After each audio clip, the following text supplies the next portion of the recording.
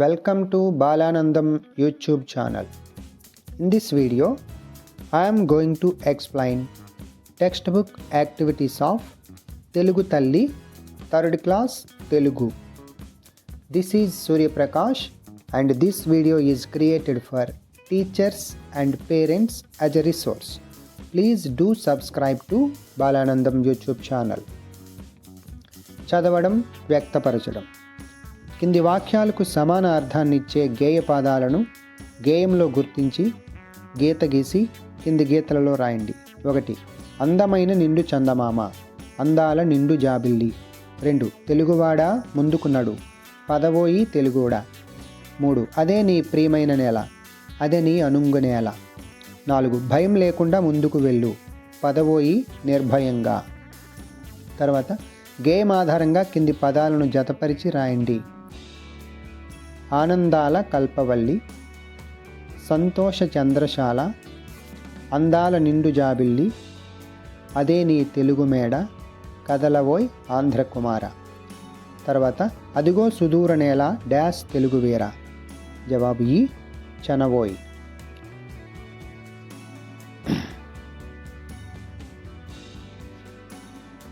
తర్వాత పదజాలం. గీత గీసిన పదాలకు అర్థాలు రాయండి. 1. రాత్రికి రేడు జాబిల్లి, రేడు అనగా రాజు. 2. పొట్టకూటి కోసం కొందరు సుదూర ప్రాంతాల నుండి వస్తుంటారు, సుదూరం అనగా చాలా దూరం. తర్వాత కింది ఆధారాలతో గల్ల నుడికొట్టుని పూరించండి. 1. మన మాతృభాష తెలుగు, ఉపకారం మేలు, చదువు చెప్పేవాడు గురువు, తీగలు లతలు, సోదరి చెల్లి. తర్వాత స్వీయ రచన. 1. కవి తెలుగు తల్లిని వేటితో పోల్చారు? జవాబు కవి తెలుగు తల్లిని అందమైన నిండు చందమామతో, కోరిన కోర్కెలు తీర్చే కల్పవల్లితో పోల్చాడు.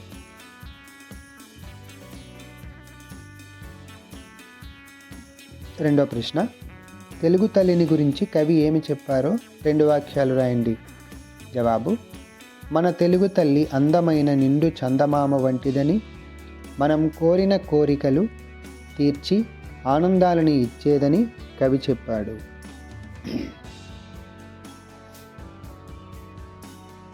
మూడో ప్రశ్న. కవి తెలుగు తల్లి గురించి చెప్పారు కదా, మరి మీరు మీ కన్న తల్లి గురించి 2 వాక్యాలు రాయండి. జవాబు మా అమ్మ నన్ను ఎంతో ప్రేమగా చూసుకుంటుంది, మా అమ్మ నాకు మంచి అలవాట్లు నేర్పుతుంది.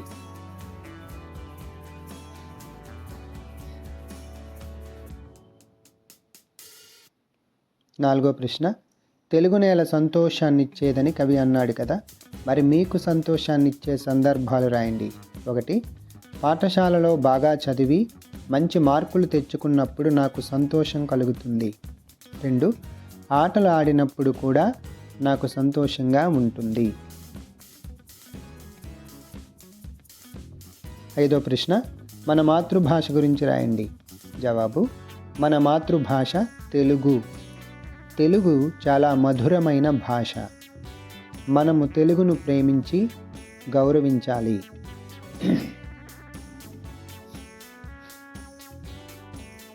6వ ప్రశ్న. కవి తెలుగు తల్లిని అందాల నిండు జాబిల్లితో పోల్చారు కదా, నిండు చందమామ గురించి 4 వాక్యాలు రాయండి. జవాబు 1. నిండు చందమామ చాలా ప్రకాశంగా ఉంటుంది. 2. అది రాత్రి వేళ వెలుగును ఇస్తుంది. 3. చందమామ చల్లని వెన్నెలను పంచుతుంది. 4. చందమామను చూస్తే నాకు ఆనందంగా ఉంటుంది. తర్వాత సృజనాత్మకత. కింది చొక్కలను కలిపి చిత్రం గీయండి, రంగులు వేయండి.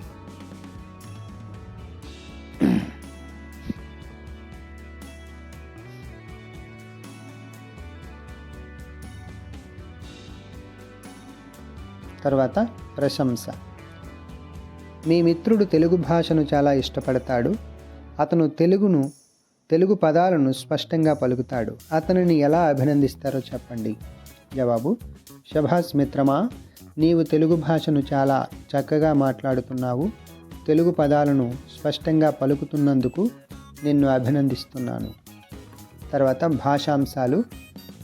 కింది వాక్యాలు చదవండి.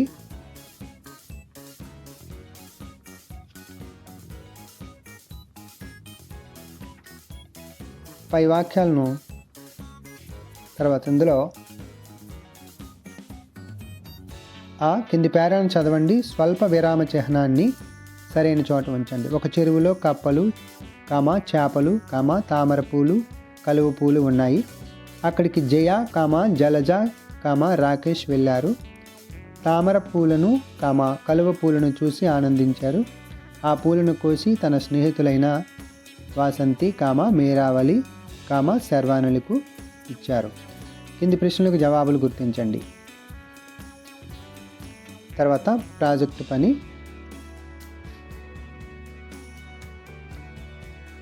నేనేమి నేర్చుకున్నాను?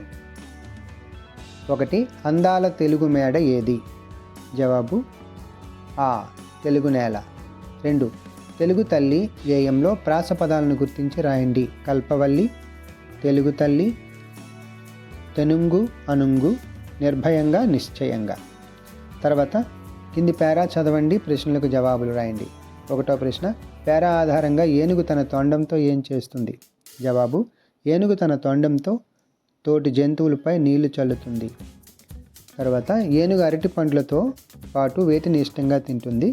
జవాబు, చెరుకు, వెలగపండ్లు. 4వ ప్రశ్న, నిండు చందమామను చూస్తే మీకు ఏమనిపిస్తుందో ఊహించి రాయండి.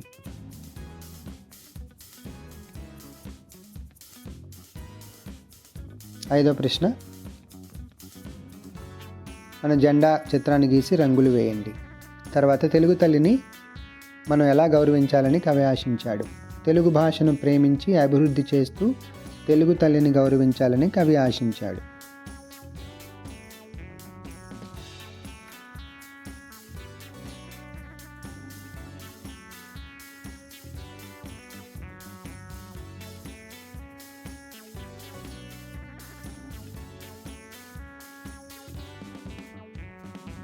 తర్వాత తెలుగు తల్లిని నీవు ఎలా గౌరవిస్తావో గేయ రూపంలో కానీ కథ రూపంలో కానీ చెప్పండి.